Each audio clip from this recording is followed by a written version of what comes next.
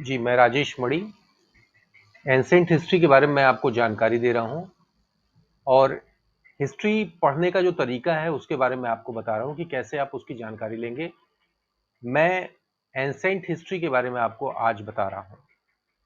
Ancient history के subject को जब आप पढ़ते हैं तो क्या-क्या सोर्स हैं जिससे आप एंसेंट हिस्ट्री के बारे में जान सकते हैं, ये इम्पोर्टेंट है। तो सबसे पहले आप जो कहते हैं, जब हम हिस्ट्री पढ़ाने जाते हैं या पढ़ने जाते हैं तो सबसे पहले हम लोग देखते क्या है कि लिटरेरी जो सोर्स है वो क्या है हमारे पास, कैसे हम जानते हैं, क्या चीज़ें हमारे पास लिखी हुई हैं जिससे हम हिस्ट्री पढ़ते हैं। तो सबसे पहले अगर हम लिटरेरी सोर्सेज की बात करें इंडियन लिटरेचर में, तो हमारे पास क्या है, वेदास, वेद हैं। वेद हमारे पास कितने हैं? वेद हमारे पास 4 हैं, 4। ऋग्वेद, यजुर्वेद, सामवेद और अथर्ववेद। विश्व की सबसे पुरानी बुक अगर हम कही जाए तो ऋग्वेद को मानते हैं। ठीक, तो सबसे पहले हम लोगों ने यहाँ इसके बारे में हम थोड़ा अध्ययन करते हैं डिटेल में। इसके बाद हम लिटरेरी सोर्सेज में जाते हैं तो हम कहते हैं ब्राह्मण्स, ब्राह्मण्स है ना, ब्राह्मण ग्रंथ जो हैं उनके बारे में हम चर्चा करते हैं। फिर हम लोग जब पढ़ते हैं तो आरण्यक, आरण्यक, इसको वन पुस्तक भी कहते हैं। वन में जो साधु संत या जो छात्र हुआ करते थे वो उसको लिखा करते थे, उसके में जानकारी दी गई है, इसके बारे में हम लोग थोड़ा जानेंगे। उपनिषद, उपनिषद से हम लोग एंसेंट हिस्ट्री के बारे में जानते हैं, है ना। जैसे मुंडको उपनिषद में क्या है, सत्यमेव जयते है। उपनिषदों की संख्या कितनी है? तो उपनिषद हैं 108, 108 उपनिषद हैं, ठीक है। और जो सबसे बड़ा उपनिषद है वो है बृहदारण्यक उपनिषद, सबसे बड़ा उपनिषद माना जाता है। इसके बाद हम लोग स्मृति जो ग्रंथ हैं, स्मृति, इससे हम लोग एंसेंट हिस्ट्री के बारे में जानकारी लेते हैं। सबसे पुरानी जो स्मृति है मनुस्मृति, मनुस्मृति हम लोग यहाँ जानकारी, मनु है, विष्णु है, पराशर है, इस तरह की स्मृतियां हैं जो हमें लिटरेरी सोर्सेज बताती हैं इंडियन लिटरेचर के बारे में, ठीक है ना। इसके बाद वेदांग है। वेदांग, वेदांग कितने हैं, वेदों के अंग कितने हैं? वेदांग हैं 6। वेदों के अंग कितने हैं? 6। ये 6 हम वेदांग के बारे में बात करते हैं। फिर हम यहाँ बात करते हैं जो हमारे ग्रंथ हैं, इपिक्स ग्रंथ हैं, उनके बारे में बात करते हैं। हमारे ग्रंथ क्या हैं? हम कहते हैं रामायण, रामायण है ना, रामायणा। और हम महाभारत की बात करते हैं, महाभारत। ये हमारे पास ग्रंथ हैं जिनसे हम लिटरेरी सोर्सेज की जानकारी लेते हैं। इसके अलावा अगर हम बात करें दूसरा सोर्स जो हम बहुत इंपॉर्टेंट यहाँ बात होती है वो है आर्कोलॉजिकल स्रोत।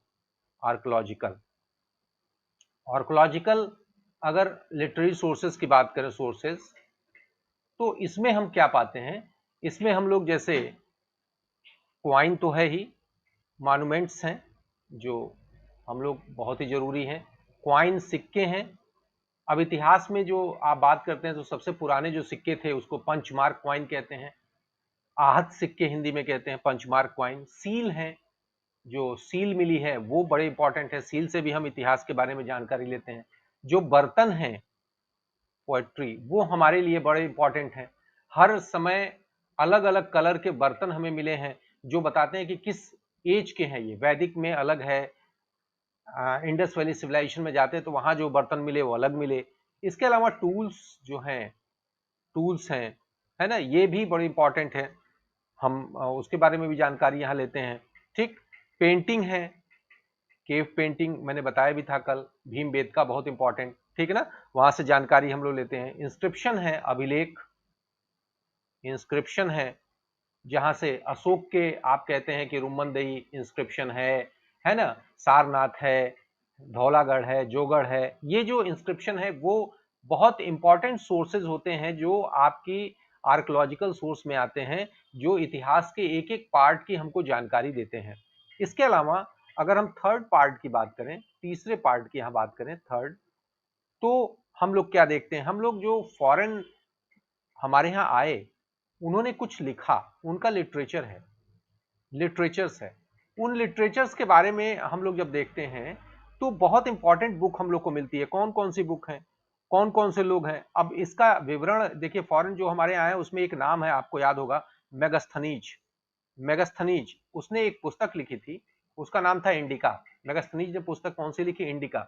अब इंडिका जब आप देखते हैं तो उससे मौर्य काल के जो पीरियड है उसके बारे में हमें पूरी जानकारी जो है वो मिल जाती है। तो ये जो सोर्स है मेगास्थनीज का वो बड़ा इंपॉर्टेंट माना जाता है। वैसे प्लिनी, प्लिनी ने क्या लिखा है? नेचुरल हिस्टोरिका लिखी है। इससे भी हमें मौर्यों के बारे में जानकारी प्राप्त हो जाती है ना। डायोनेसियस, ये भी, इससे भी हमको जानकारी मिलती है।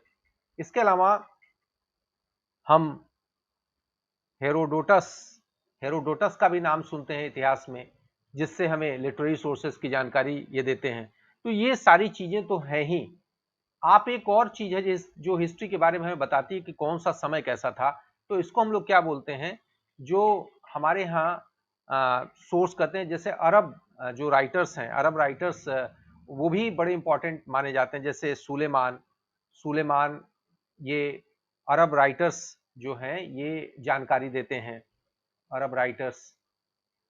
इनसे भी हमको मौर्यों के बारे में, मौर्य कह रहे हैं, जो दिल्ली सल्तनत है उसके बारे में जानकारी सुलेमान से भी मिल जाती है ना। पाल वंश के बारे में जानकारी मिल जाती है। तो ये जो राइटर्स हैं, सुलेमान के अलावा अल मसूदी, यहाँ पे आते हैं, अल मसूदी, अल मसूदी ये भी बड़ा इंपॉर्टेंट नाम है अल मसूदी का। अल बरूनी, अल बरूनी, अल बरूनी जिसने किताबुल हिंद लिखी, तहकीकाते हिंद लिखी, जो महमूद गजनी के साथ भारत आया था, है ना। इब्न बतूता, इब्न बतूता ये मोरक्को का यात्री था, इब्न बतूता, है ना, जिसने रेहला नामक बुक लिखी है, इब्न बतूता। इससे भी हमको जानकारी मिलती है।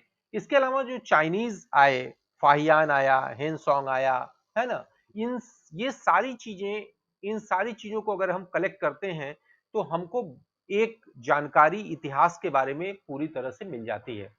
ठीक, तो अब हम एक एक करके अगर बात करते हैं, एक एक सोर्सेस की अलग अलग हम उठा के बात करें तो बड़ा इंपॉर्टेंट होगा। जरा सा आप उसको ध्यान दें कि अगर हम बात करने जा रहे थे कि वेद, आप कहते हैं वेद, वेद, वेद, अभी मैंने बताया कि वेदास कितने हैं?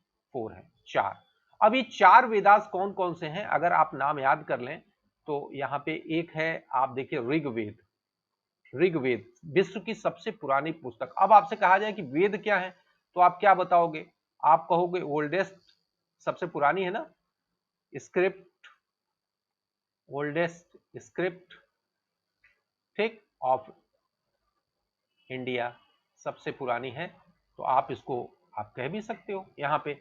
ऋग्वेद पहला वेद, पहला वेद कौन सा आपने लिया? ऋग्वेद। दूसरा आप कह सकते हो कौन सा है? यजुर्वेद। वेद है तो मैं हिंदी में लिख रहा हूं, यजुर्वेद। तीसरा है सामवेद। और चौथा वेद है आपका, चौथा कौन सा वेद हुआ? अथर्ववेद, अथर्ववेद, ये अथर्ववेद है। तो ये वेद कितने हुए? 4 हुए, ऋग्वेद, यजुर्वेद, सामवेद, अथर्ववेद। अब आपसे कोई एक प्रश्न पूछ लेता है, जैसे एग्जाम में आता है कि गायत्री मंत्र कहां है, अब क्वेश्चन आता भी है गायत्री मंत्र कहां है, तो आप क्या बोलते हो? गायत्री मंत्र कहां है? ऋग्वेद में है, ऋग्वेद में गायत्री मंत्र है। आप यहां कहते हैं कि ऋग्वेद में गायत्री मंत्र है। ऋग्वेद में मंडल कितने हैं? ये भी पूछता है कितने मंडल है ऋग्वेद में। तो ऋग्वेद में जो मंडल हैं उन मंडलों की संख्या कितनी है? 10, 10 मंडल हैं। अलग अलग ऋषियों ने इन मंडलों की रचनाएं की हैं। ऐसे ही ऋग्वेद में सूक्त हैं, ये भी आपको जानकारी रहनी चाहिए। ऋग्वेद में सूक्त क्या है? में सूक्त हैं। ये सूक्त के बारे में कितने यहाँ पे है? 1028 ये सूक्त हैं। ऋचाएं भी हैं, ऋचा, ऋचाएं कितनी हैं? ये है 10462 ऋचाएं हैं। अब अगर ऋचाओं के बारे में कहा जाए तो देखिए थोड़ी सी जानकारी यहाँ पे हमको मिल जानी चाहिए ऋचाओं। जैसे ऋग्वेद की बारे में जब हम पढ़ते हैं तो इंद्र का कितनी बार ऋग्वेद में चर्चाएं की गई हैं? इंद्र की चर्चा 250 टाइम्स की गई है, 250 बार इंद्र की बात की गई है। और अगर अग्नि की बात करें, अग्नि, ये इनके देवता अग्नि, तो 200 बार चर्चा की गई है। ऐसे आप जन की बात करें, जन कितने बार यूज किया गया है? 275 टाइम जन का प्रयोग किया गया है।